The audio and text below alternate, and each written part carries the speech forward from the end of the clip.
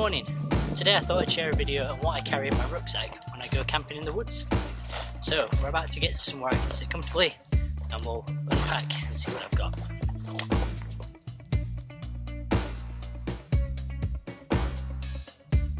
Alright, now I've got you comfortable, let me get myself sorted out and we'll go through the kit.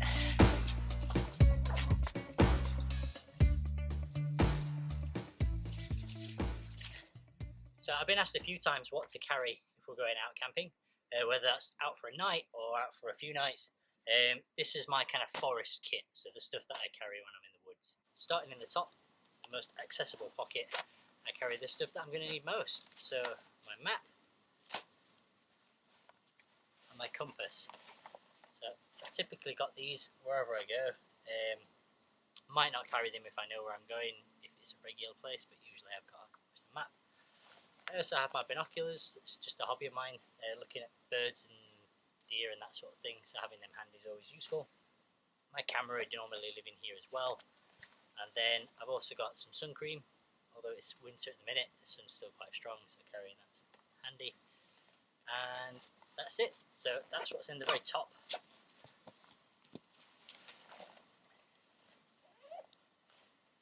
Moving down, I've got a head torch, again easily accessible. And with it being winter, I have a good solid head torch that I know I've tried will last for at least 12 hours on a single charge.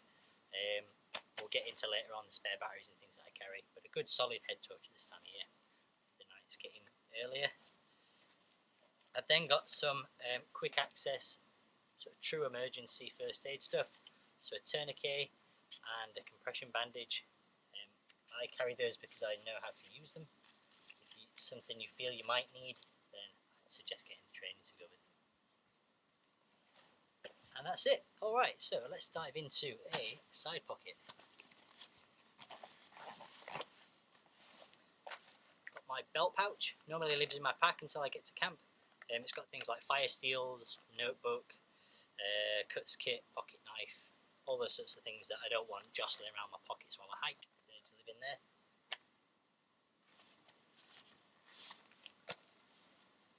I've got my first aid kit, so that's got all the sort of things that I'd use to treat a group. So it's quite a large one. You could carry a much smaller one if you wanted, just for yourself. But that again is on the side pocket, easily accessible. I've also got my toilet kit, so tissue paper and hand sanitizer. Also doubles as a great emergency fire lighting kit if needed.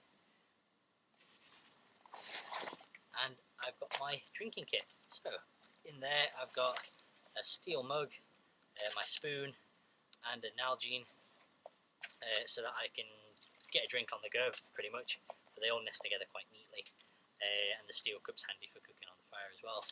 In the front of that pouch I've also got some tea, coffee, usual kind of tea making stuff. I've then got a Millbank bag, pretty much always got a Millbank bag. It doesn't weigh anything. That's pretty much my go-to water filtering system when I'm in the woods. If I've got a fire, I can filter and boil and make my water safe to drink. So I've always got a Millbank bag with me, although I have got some other options as well. In there also I've got a couple of bandanas, so these are our Voyager bandanas. Useful for all kinds of things really. I typically use them for backup water filtering, taking hot pots off the fire, wearing around my neck if it's cold, getting it wet and putting it around my neck if it's hot, tying people up. You can use these in conjunction with another bit of kit in here to make a splint for a sprained ankle, so I use those as well. Okay, next pocket. We have got some of my camera kit, so spare batteries and spare tripod for that camera that I'm filming this on. I've then got my tools, so my belt knife, my saw. I don't put them on my belt until I need them, typically at camp, so they live in the side pocket of my rucksack. That's where I keep them safe. I've then got my cooking kit, so open that up. I've got a billy can in there, so a nice lightweight anodised aluminium Morse pot with a dromedary inside. So I've got a litre Nalgene in my drinking kit. I've then got 2 litres worth of extra water storage in that. Again, I don't want to be carrying loads of water around with me when I'm hiking, so I use the water filter I'm about to show you, but it's always handy to be able to have extra water at camp, or if I feel like I'm going to go into an area where water sources might be a bit further apart, I can fill that up and carry it with me as well. So that was inside.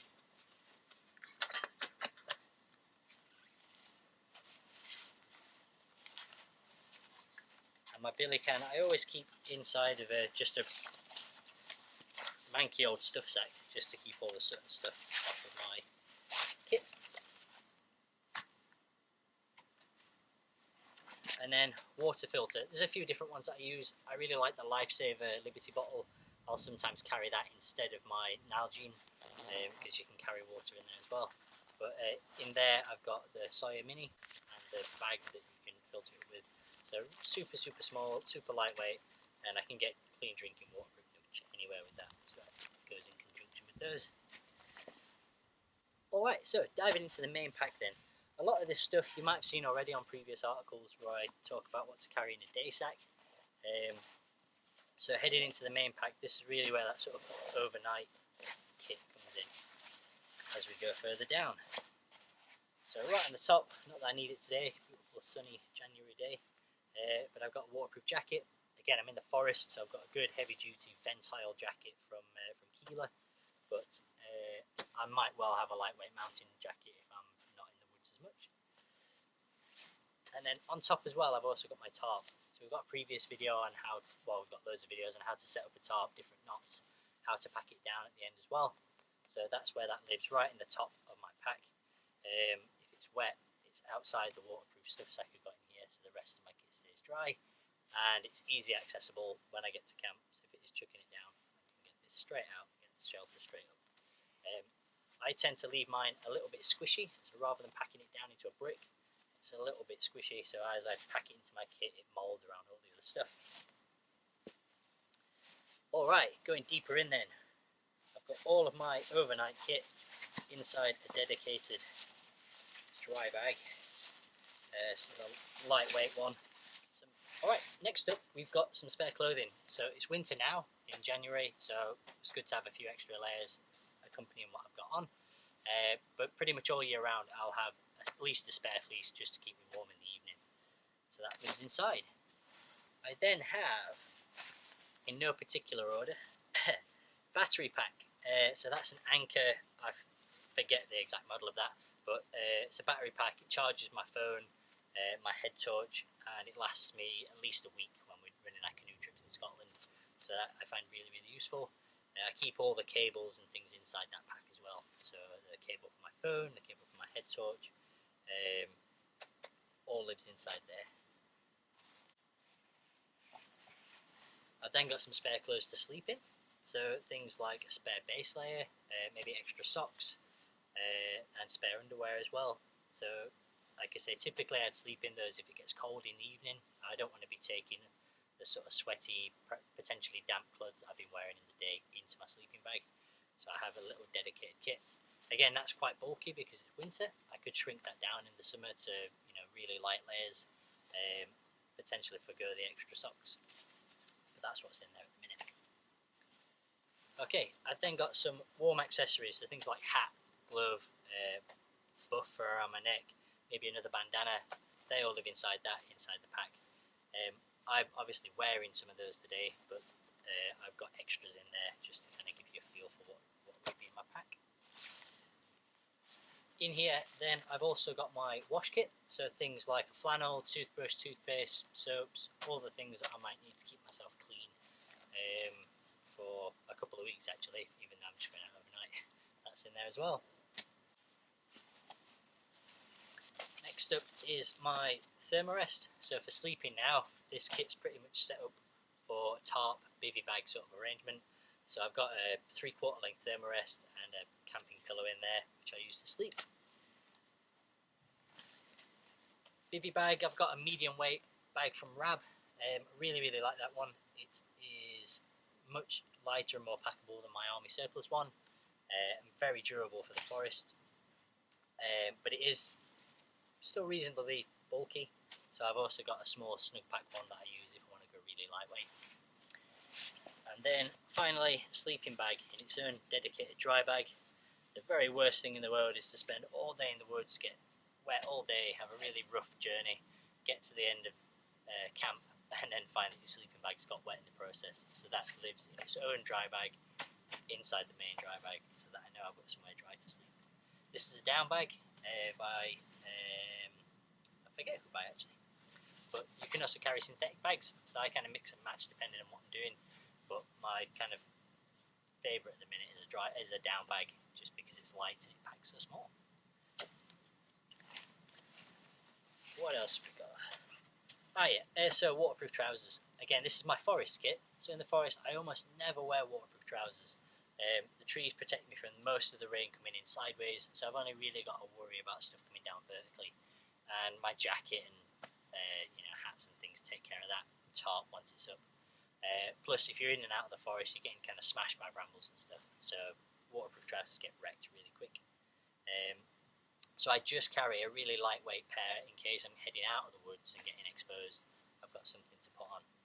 I have a different option if I feel like I'm going to be out in the woods more often in my day pack. So like I say, that's the lightweight dry bag. It keeps everything dry. And I've also got, protecting my entire outfit, half of a roll mat. So super useful for all kinds of things. I've augmented some of my sleeping kit to make it more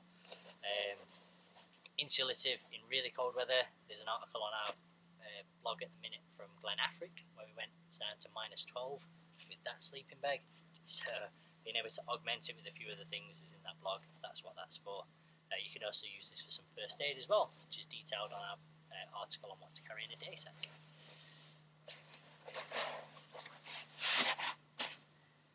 But that's it. So that's what I carry. Quite a simple outfit. Obviously I need some food in there as well. That normally gets packed into the little spaces that fit around the pack. Depending on whether I'm going for an overnight, I might carry some elaborate food like pasta, potatoes, salami, that sort of thing. If I'm going for longer, then I might take trail food, so something like the fire pot packets that you can get loads in and they don't weigh very much. But otherwise, that is about it. So that's all I carry when I'm camping out in the forest. I hope you found that useful. Do leave a comment below if you want. Check out some of our other videos. Thank you.